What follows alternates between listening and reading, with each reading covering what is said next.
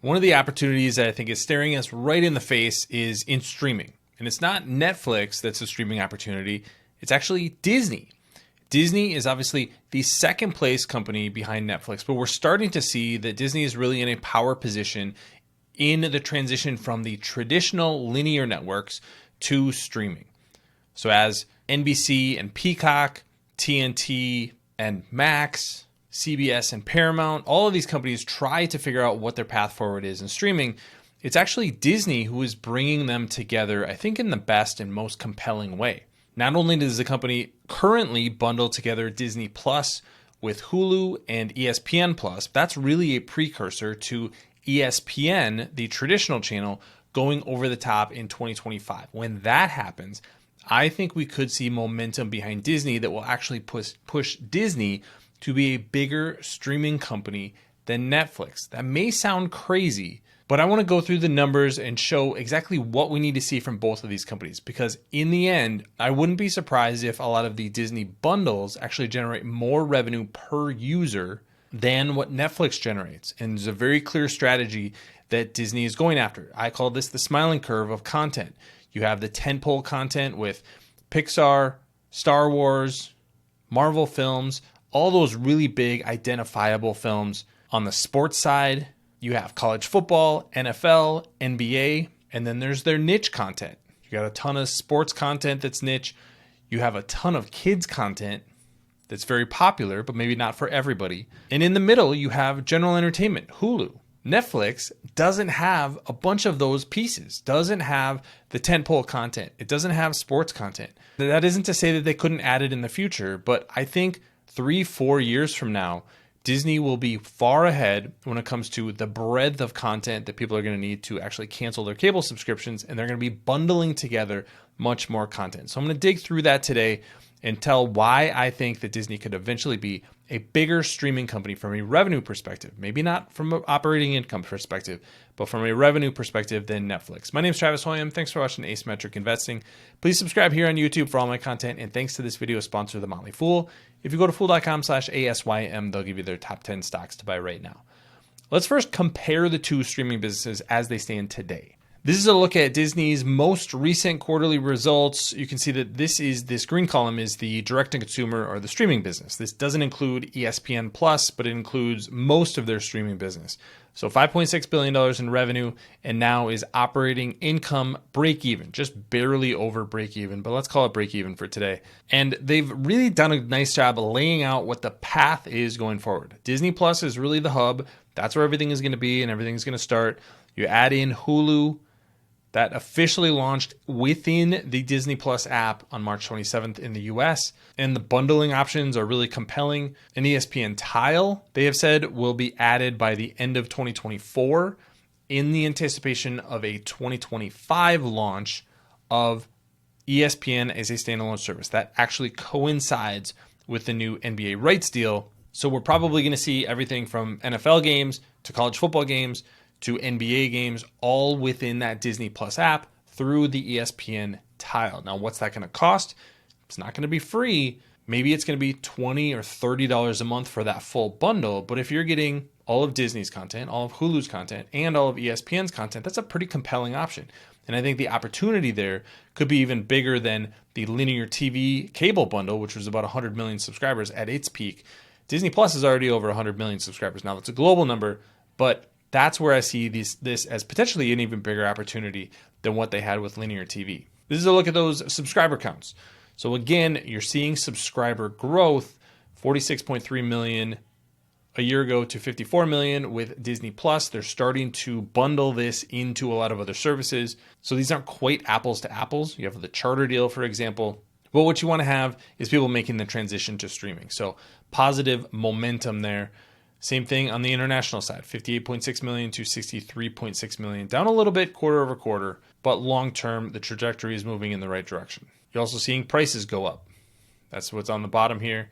You can see that both domestic and international prices going up. That's on top of advertising. Advertising is something that I don't want you to lose count of, because that's going to be a huge driver for Disney, and they, by all accounts, have a leg up on Netflix because of the advertising business that was built out for Hulu. So they're going to be integrating that across Disney Plus, Hulu, and ESPN when ESPN goes to streaming. So how does this compare to Netflix? Well, on a run rate basis, Disney is doing $22.4 billion in revenue per year from the streaming business. Netflix, $37.5 billion.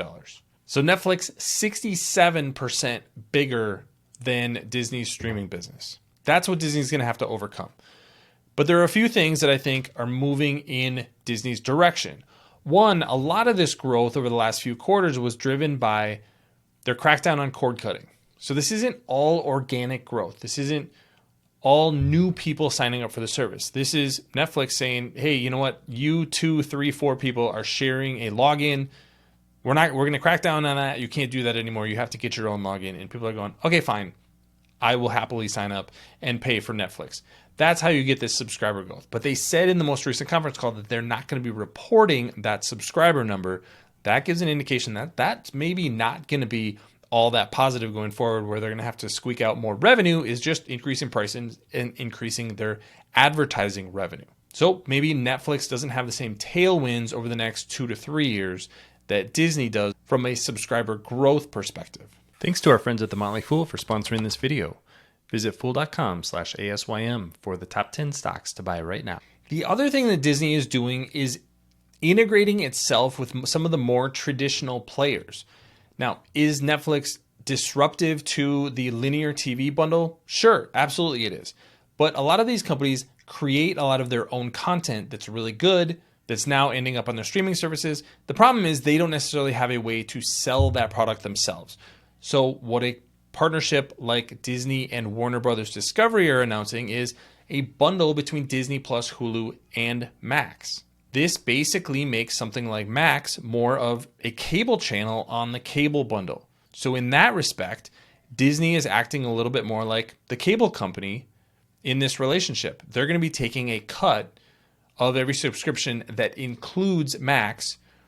The overall bundle, which is going to include obviously Disney Plus, Hulu, and eventually ESPN, is going to become more valuable, probably a little stickier, a little less churn. And they're eventually going to be able to slowly raise prices and increase advertising revenue. That's the long-term play, is that you bundle all of this content together. Disney is at the top of it. They're really the power player in this bundle. And this becomes just as much of a must-have as Netflix is. But it includes content like sports that's generally more valuable on a per-user basis than just general entertainment like Netflix has. So this is the path forward for Disney, is that they have the content, they have tentpole content, they have kids content, they have sports content, everything that you would want in a bundle. They're adding content that would augment that with something like Max. And at the end of the day, they're going to be able to get to a similar subscriber number to Netflix and potentially a much higher price point on a revenue per subscriber basis. That's the case for Disney becoming a bigger streaming company than Netflix. Now, when is this potential transition going to happen and what's the mode around it? Well, 2025 is when they're going to be introducing ESPN over the top. So basically an ESPN streaming service. If that's a compelling service and they're going to have all the content that is available on ESPN today, I think that's the kind of product that just as a standalone service could be worth $10, $20 per month for sports fans. And again, this is going to be augmenting the current bundles. So this is going to be an increase in revenue to the traditional bundles from a streaming perspective. It's also going to bring much more advertising to the platform. They've already announced a bunch of partnerships, including with Google, with Trade Desk. So that advertising ecosystem is starting to grow on Disney. What's going to ultimately lock them in is they have the sports rights fees for years and years to come. The NFL signed a deal a couple of years ago. The NBA is completing a deal right now. College football recently signed a deal with Disney.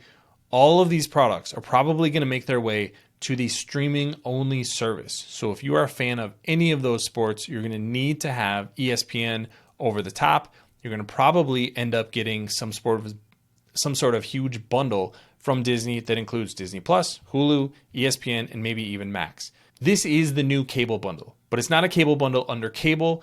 It's a cable bundle under Disney, and Disney is the premium content within that bundle. That's the unique position that they're in streaming. And I think eventually that will drive its way to a bigger business from a revenue perspective than we saw with Netflix. Now, it will take a while for operating margins to get to the point where I think they could eventually be. We're going to have to see some of these smaller players shake out and go down to 2, maybe 3 competitors in the streaming business. But I think that's ultimately where we're going to end up. And I really think the upside for investors is with Disney, based on their valuation, based on the fact that they have the experiences business to go on top of the streaming business. They have the linear TV business to go on top of the streaming business. Those are both things that Netflix simply doesn't have. So if Disney can become a bigger streaming company than Netflix over the next 5 years or so, that could be a really interesting place to be for investors. But what do you think about Disney as a streaming company? Leave your comments in the comment section below. Don't forget to subscribe to Asymmetric Investing. Thanks for watching, everybody. See you here next time.